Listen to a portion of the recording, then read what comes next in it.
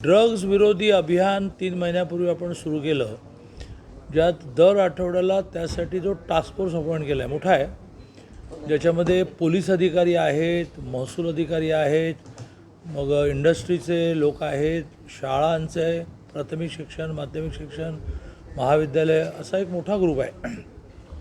त्यात आपण 3 गोष्टी म्हटल्या होत्या: दहशत, प्रबोधन आणि ज्याला म्हणतो की ट्रीटमेंट.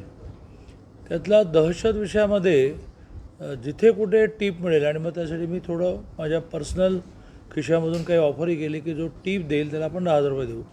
फक्त टीप देण्याचं नाव डिस्क्लोज करायचं नसतं मलाही.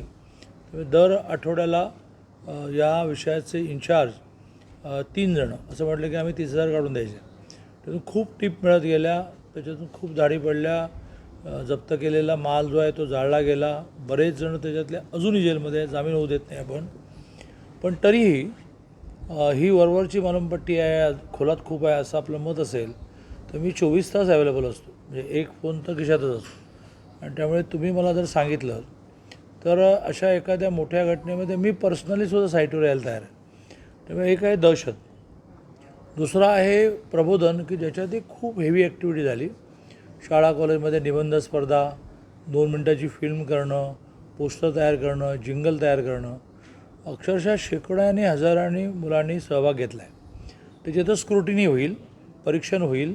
1 मेला सकाळी 10:30ला त्याचा मोठा बक्षीस वितरणाचा कार्यक्रम झेंडावंदनानंतर होईल. आणि ते सगळं मटेरियल हे जूनपासून शाळांमध्ये वापरता येईल. जूनपासून शाळांमध्ये तरी रोज किमान एक प्रतिज्ञा घेतली जाईल.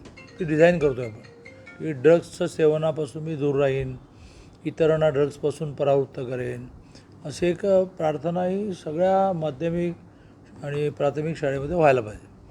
आणि हे जे मटेरियल कलेक्ट झालं आहे, निबंध, 2 मिनटाची फिल्म, ह्याचा खूप उपयोग हा शाळांमध्ये करता येईल असा प्रबोधनाचा विषय झाला.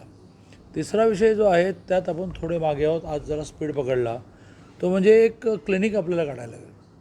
ॲडिक्ट जो आहे तो तुमच्या प्रबोधनाने काही बाहेर पडत नाही. तो बरोबर वेळ झाली की तो आईची साडी पण चोरतो आणि तेवढीच 20 रुपयाला विकतो, तेवढंच 20 रुपयाचा ड्रग घेतो. त्याला ट्रीटमेंटला पर्याय नाही आणि ते 6-6 महिन्याची ट्रीटमेंट आहे, ती खर्चिक आहे. त्यामुळे इथे सरकारी हॉस्पिटलमध्ये याचं डिपार्टमेंट सुरू करण्याचा निर्णय झाला. कारण गेले महिनाभर मी असं म्हणतो आहे की प्रायव्हेट जागा घ्या, मी भाडं देतो, प्रायव्हेट डॉक्टर अपॉइंट करा, मी पगार देतो, पण ते काही हले ना गाडी. आज असं ठरलं की इथल्या सिव्हिल सर्जनशी बोलून सरकारी हॉस्पिटलमध्ये याचं डिपार्टमेंट सुरू करू.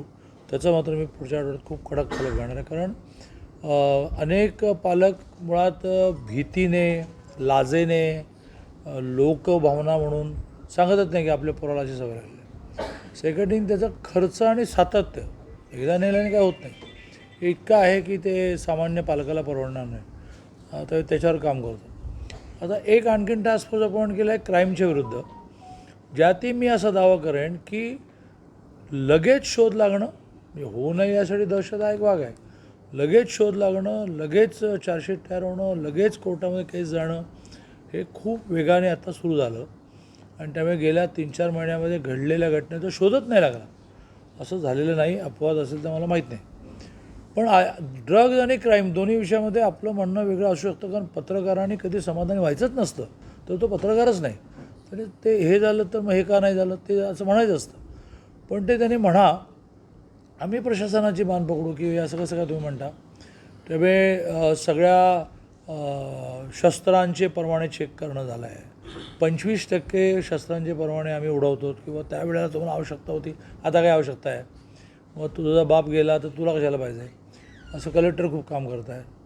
मोठ्या प्रमाणावर हे जे कॅसिनो वगैरे आहेत यांची लायसन्स चेक करणं, तिथे अशा प्रकारचे नॉन ऑब्जेक्शनेबलच गेम चालतात नाही बघणं, याचं काम सुरू आहे. बरं, माझ्या माहितीप्रमाणे आता आपत्ती विभाग जो असतो तो ॲक्टिव्ह झाला आहे राज्याचा आणि इथलाही. कलेक्टर आज एका साखर कारखान्याच्या उमेदवाराच्या स्क्रुटिनीला गेले आणि मग मुख्यमंत्र्यांबरोबर एक व्हिडिओ आहे तो झाला. मी दिवसभर आहे, मी विचारतो टँकर सुरू करायला लागतील. किती टँकर सुरू झाले? आता तो तहसीलदारला अधिकार असतात, त्याने त्याच्या भौगोलिक क्षेत्रामध्ये रिक्वायरमेंट साधारणतः या दुष्काळ जेव्हा सुरू होतो, दुष्काळ शब्द चुकीचा आहे, पाणी टंचाई सुरू होते किंवा दुष्काळ सदृश स्थिती निर्माण होते, त्यावेळेला काही मागे मागे पुढे किती टँकर सुरू आहे? नाही आत्ता किती टँकर सुरू आहे मला माहीत नाही. आता किती टँकर पाहिजेत हे मला माहीत नाही, कारण तुम्ही अचानक प्रश्न विचारला. कलेक्टरांकडून दुपारपर्यंत रिपोर्ट करतो. नाही पण दुष्काळ आहे का नाही हे तर माहिती तुम्हाला हा? मिळालंच पाहिजे. दुष्काळ आहे की नाही तुम्ही वस्तूच तुम्ही कलेक्टरांच्याकडून जाणून घेतली नाही सकाळी? घेणार ना, आज घेणार आहे का? घेणार, कारण दुष्काळ नाही आहे. तुमचं म्हणणं लाख असेल, तुमचं प्रत्येक म्हणणं मी मान्य केलं पाहिजे असं नाही. दादा हो. भाजपमध्ये कधी नाही ते तुम्ही ते पप्पू डोंगरेंकडे जाऊन आज काय काल लग्न मला जायचं आहे. या 4 माजी आमदारांना भाजपमध्ये घेण्यामध्ये आपण कुठं आहात का प्रयत्न झाले नाही? असं आहे की स्वातंत्र्य आपल्या देशात इतकं आहे की ज्याला ज्याला जे पाहिजे ते त्याने करावं आणि आपल्या हिताचं करावं. पार्टी म्हणून समजावणं जे आहे ते सगळं ओपनली करायचं नसतं. ते झालं आहे तरी त्यांनी निर्णय केला आहे, तर हे शोक आहे. या पक्षप्रवेशाचा महायुतीवर काही परिणाम वरती? असं आहे की एक सामान्य माणूस गेला तरी परिणाम होतो. हे तर आमदार होते त्यामुळे परिणाम होईल. परंतु तुम्हाला एक सांगतो की बी जे पीतला खड्डा हा पाण्यातला खड्डा आहे. तर मला समजून घेऊ उदाहरण. पाण्यामध्ये एक जहाज असतं, ते अचानक क्रेनने उचललं की खड्डा पडतो, पण तो फ्रॅक्शन ऑफ सेकंडसाठी असतं. लक्षात आलं? जमिनीतल्या खड्डा भरायला खूप काही काही टाकायला लागतं. पाण्यातल्या खड्ड्याला उचललं खड्डा फिनिश. तसं भारतीय जनता पार्टीमध्ये पाण्यातला खड्डा असतो. एक गेला तर त्याचं डॅमेज कंट्रोलची व्यवस्था असते. तुम्ही बघत राहा की आता हे जाणार आहेत तर बरेच दिवस चालले आहे. तर त्याच वेळेला असं काहीतरी घडेल की याने गेल्याने जो तोटा झाला त्याच्यापेक्षा जास्त भरपाई झाली. म्हणजे काय तर काळाच्या ओघात सांगतो.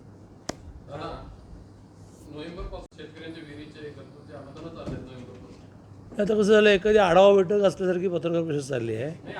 तुम्ही असे एक 4 विषय काढा, प्युअरली तुमच्यासाठी प्रशासनावर बैठक करतो चला, कारण तुमच्याकडे विषय जास्त असतात. जसा कुत्र्यांचा विषय आला, सॉरी नाही असं ॲडव्हॉक काही सांगता येत नाही ना. तुमच्याकडे तरी कुठे नेमकी माहिती आहे की किती विहिरींचा आढावा, किती विहिरींचं मिळालं नाही. बेटर वे पुढच्या आठवड्यामध्ये पत्रकारांकडे असणारा जो डाटा आहे त्याच्या आधारे प्रशासनाची बैठक करा. चला हे करू नका. खरं पुण्यात भेटू. महाराष्ट्रात राजकीय वातावरणात काही तुम्हाला फरक दिसतोय का? ठाकरे बंधूंच्या बातम्या तुम्ही ऐकत असं असाल? आहे की जसं तुम्हाला रोज काहीतरी लागतं ते तुम्हाला लागणारं देण्याचं काम हे काही जणांचं आहे. त्यामुळे ते रोज सकाळी डिझाईन करतात की आज काय देता येईल, आणि अशा रोज डिझाईन करून आज काय देता येईल त्याचं लाँग टर्म आगापिछा काही नाही. अशा विषयांवर बोलायला मला वेळही नाही, माझा स्वभाव पण नाही. शरद पवार, अजित पवार काही निमित्तानं हे सगळं त्या डिझायनिंगमधलं आहे. कसं आहे, आमच्याकडे माझं एक गाव आहे कोल्हापूर जिल्ह्यातलं नाही, ते वेगळं आहे. तिथे साधारणतः समृद्धी असल्यामुळे उशिरा उठून 11 वाजता एका कट्ट्यावर एकत्र येण्याची परंपरा आहे. बरं आज कुठलं आंदोलन करूया, कुठला विषय आहे असं म्हणून मग डिझाईन होतं. तसं राजकीय क्षेत्रातसुद्धा सध्या एखादा जुना विषय संपवायचा असेल तर एक नवीन विषय क्रिएट करण्याची पद्धत सुरू झाली. आणि मग काहीच कसं काय नाही. आणि असं आम्ही काही सनसनाटी म्हटल्याशिवाय तुम्ही आम्हाला दाखवणारच नाही ना. अजित पवार आणि शरद शंकराचार्यांनी काही भूमिका झालं तू एकदम पवारांवर शंकराचार्य गेलास. अजित पवार आणि शरद पवारच्या सकाळपासून मॅरेथॉन बैठक बोला. झाली आहे. कबरीचा मुद्दा केला की महाराष्ट्रामध्ये इतिहास आहे. तर काहीतरी त्याच्यावर तुम्ही काय जितेंद्र करता, आव्हाड म्हणतात की ऐकता? बरं झालं तुम्हीच बोललात की स्टेटमेंट आहे. नाही, आव्हाड कसं म्हणतात आहे? की तुम्ही जातीवादी आहात. हे बघा, संजय राऊत, शरद पवार हे त्यांच्या राजकीय आवश्यकतेपोटी माझ्या कुठल्याही वाक्याची किती तोडमोड करेल. पण सुदैवाने अलीकडे AI सगळं असल्यामुळे काढा. मी काय म्हटलं, मी असं म्हटलं आमच्या स्थापना दिनाच्या दिवशी की आपला पक्ष 1980 साली स्थापन नाही झाला, त्याला मोठी पार्श्वभूमी आहे, तो 51ला स्थापन झाला. असं माझ्या पक्षाचं, ज्याला नाव भारतीय जनसंघ होतं, मग 77ला निवडणुकांच्या वेळेला जनता पार्टीमध्ये मर्ज झालो आम्ही, जमलं नाही म्हणून 80ला नवीन पक्ष स्थापन केला. आमच्या नवीन जनरेशनला वाटतं की आपला पक्ष 80ला स्थापन झाला, म्हणून मी असं म्हटलं पक्षापुरतं की आपल्या पक्षाची मोठी पार्श्वभूमी आहे. 5000 वर्ष मी कसं काय म्हणे, म्हणजे मग त्यावेळेचे कोणतरी आमचे अध्यक्ष होते की काय. परवा संभाजी भिडे यांना काही आपण सांगितलं. बहुतेक प्रश्न संपलेले आहेत, क्वालिटी प्रश्न संपले. इस्लामपूरमध्ये अनेक अरे ठिकाणी- कोणालाही सकाळी सायकलवरून जाताना चावतं रे बाबा. नाही, त्याला भाऊ झाला ना किती मोठा. नाही दादा तुम्ही आता तोच ना, काम धाम नाही आहे. रोज काहीतरी बातमी जनरेट झालीच पाहिजे. तुमचं सुद्धा दिवसभर कसं झालं आणि त्यांचं सुद्धा कसं झालं. आता कुत्रा चावला.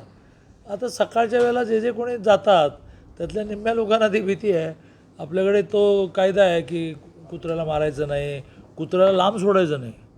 हा तर ह्याला तर अडचण काही नाही की पकडायचं नाही. दादा चावल्यानंतर दिग्गज लोक भेटायला गेली ना, दादा भेटायला गेले, SP भेटायला गेले. अरे बाबा, उपाय तुला केले. कुत्रा चावू नये, पण तुला चावला तर मी येणार बेटा. तसं नाही, सामान्याला एक न्याय आणि VIP लोकांना एक न्याय असं लोकांच्या समोर नजरेस यायला नाही हे आता चुकीचं आहे. 4 महिला ट्रॅक्टर उलटून गेल्या. मला दिवसभर शक्य नाही. चाललो तिकडे बाबा असं काय.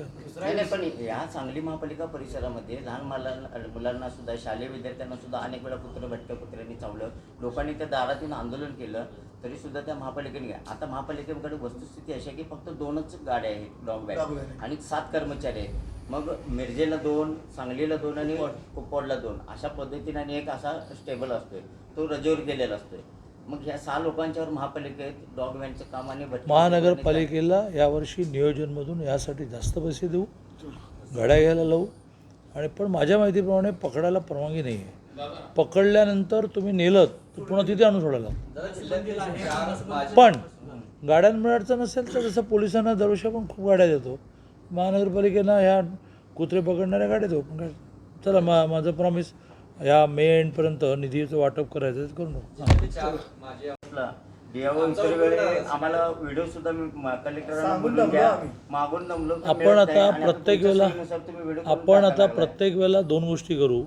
यांची क्लिप करू दे, कारण ती खूप सोशल मीडियात पाठवण्याचं एक मोठं काम, आणि त्याला कनेक्टिंग लगेच आपण बसू कनेक्ट करू.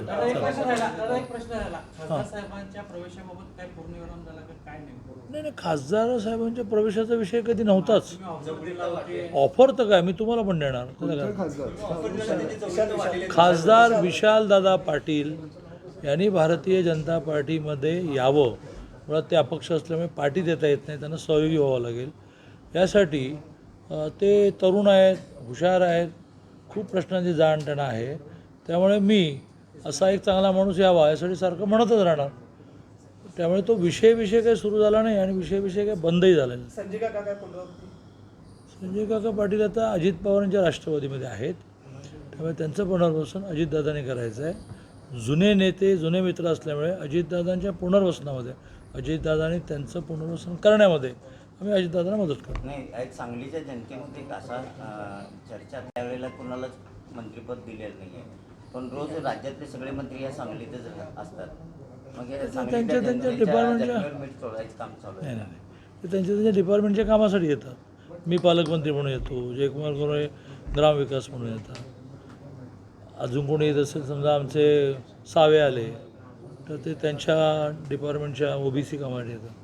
भविष्यात काय सांगलीला मंत्रिपद मिळणार आहे? भविष्य कधी कोणी वर्तवू नये, कारण मग नंतर फॉलोअप होतो की मग ते काय झालं तुमचं, काय झालं. एकदा घडवायचं आणि समोर आणायचं. दादा विमानतळ ड्रायफ्रूटचं काय झालं? विमानतळ ड्रायपोर्ट या विषयामध्ये तर आपल्याला 1.5 महिन्याचं अधिवेशन संपल्यामुळे 12 तारखेला माननीय अमितभाई रायगडावर आले, त्याच्यात खूप आम्हाला काळजी घ्यायची होती. आता थोडा निवांतपणा मिळाला आणि 30 जूनपर्यंत अधिवेशन नाही, त्यामुळे खूप पाठपुरावा करूया आपण. एक प्रायमरी बैठक झाली, त्याच्यामध्ये व्हायबिलिटी निघत नाही आहे. मोठं विमान ह्या जागेत उतरू शकत नाही, त्यामुळे त्यावेळेला छोट्या विमानाला विमान कंपन्यांना परवडणार नाही. मग त्याच्यामध्ये मी हा प्रस्ताव मांडलेला आहे की केंद्राची उडान नावाची एक योजना आहे, त्याच्यामध्ये आपण त्याला सबसिडी देतो, तर ती आपण जास्त द्या असं केंद्राकडे आग्रह धरू. पण आम्हाला विमानतळ लागेल. म्हणजे एक 28 सीटर 30 सीटर इतकी छोटी विमानं उतरतील, कारण आता याच्यापेक्षा जास्त लँड एक्विजिशन नाही होणार. चला आपण पप्पू डोंगरेंकडे लाडू खायला जाऊया. थँक्यू.